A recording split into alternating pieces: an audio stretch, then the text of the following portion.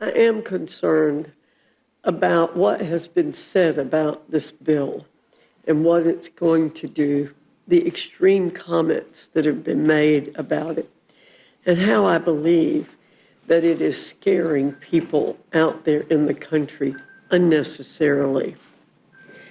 The words I've heard, particularly today, are cut, rip, gut, kill, cruel, stealing food, losing coverage, jam through, biggest transfer of wealth from vulnerable to wealthy people, irresponsible.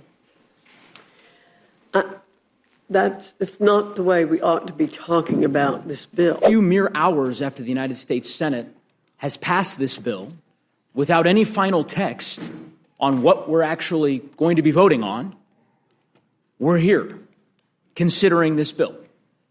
It's laughable and, in my view, deeply disrespectful to the way in which the House of Representatives is supposed to function.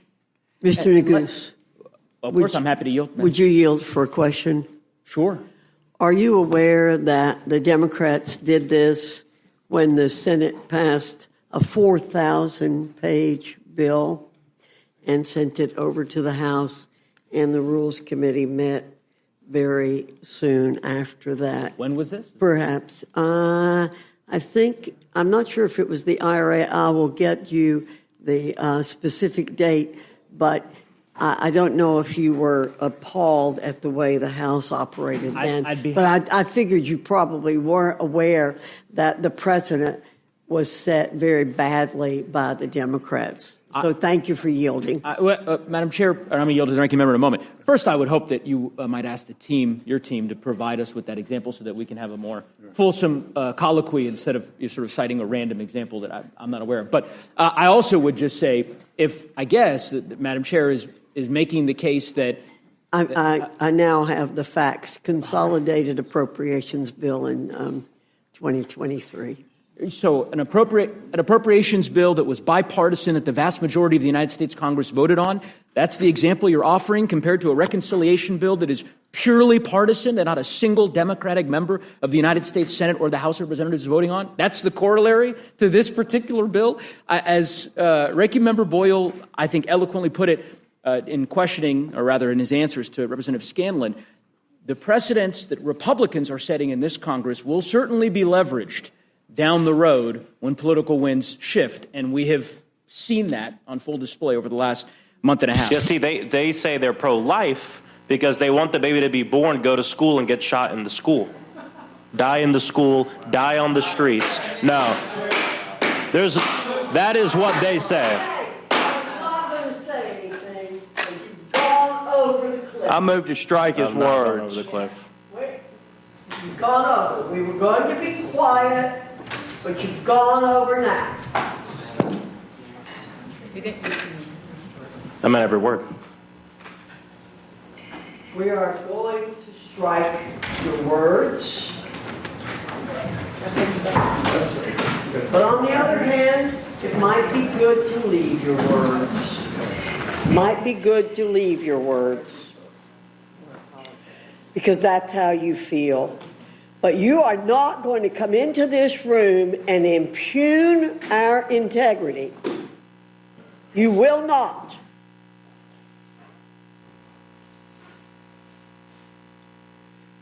We are pro-life people from conception to natural death. Most of us are. And don't you come in here and say, we want to preserve life so people can get shot. That's what I've seen.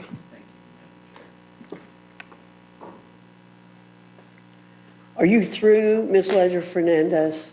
I hope so. By the way, I might remind my Democrat colleagues of Proverbs 13:5. Democratic colleagues of Proverbs 13:5. You can add 14:5 to that too. This whole bill is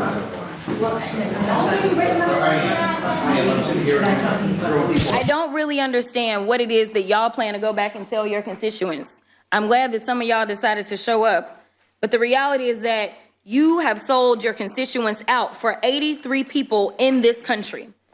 And each of our districts should have approximately 766,000 people. How is it that you can explain that we still are running up the credit card and we have nothing to show for it except for the fact that we won't have food on the tables and we won't have health care? And with that, I will yield. Thank you. Virginia Foxx really is just the oldest example of the typical racism, nonsense, incompetence, and foolishness that you see out of Republican leaders in the House of Representatives. And we've been talking about Trump's big, beautiful bill, more like his big bull bill, for months and months as he's been gearing up to sign it into law, setting this July 4th arbitrary date to get it passed. And all the senators, including Lisa Murkowski, you know, all those people who said they weren't so sure that they wanted to sign this into law. She got a little bit of what she was looking for, but Alaska.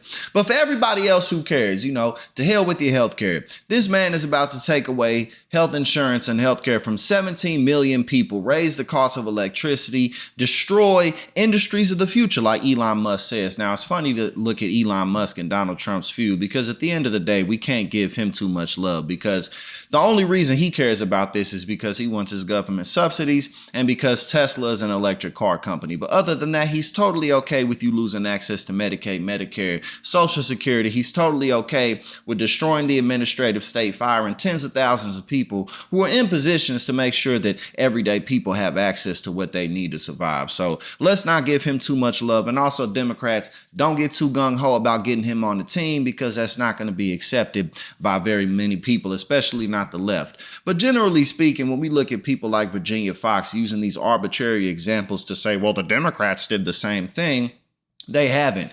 Donald Trump has broken all of his campaign promises. It hasn't even taken him half a year to do it, including getting in the war with Iran. They were the ones who said that Kamala was going to do this, but we all know that the Republican Party has been itching for war with Iran for decades. This is nothing new. But this is what the American people voted for, and we still got 3.5 years left of Donald Trump, unless something goes wrong for him.